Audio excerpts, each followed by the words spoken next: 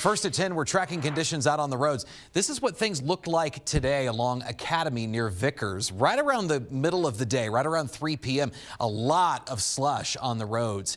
While city crews say they tried to clear it all up before sunset, what is left is now making driving in some parts pretty treacherous. Let's get to 11 News anchor Blake Salmon. He's been on the roads all day today.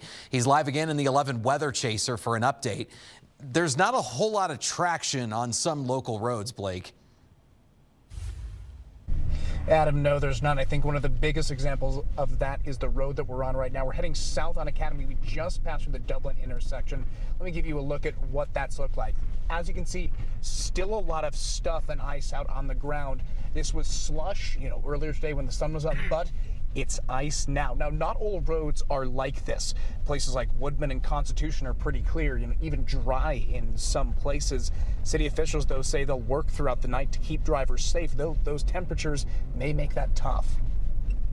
When you start getting down into single digits, it gets real difficult. Those at Colorado Springs Public Works say Friday will be another long night for their plow drivers. Corey Farkas says one problem they run into is that when the ice melts, it can dilute the de-icer, then refreeze. So we'll be continually putting down, our de-icers tonight, trying to keep that from happening, trying to get as much off the road as we can. He's not the only one paying extra attention to the road conditions.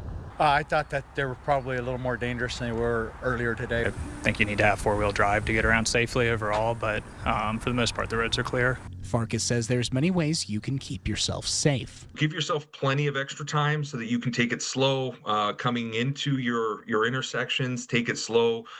Give yourself plenty of room to brake.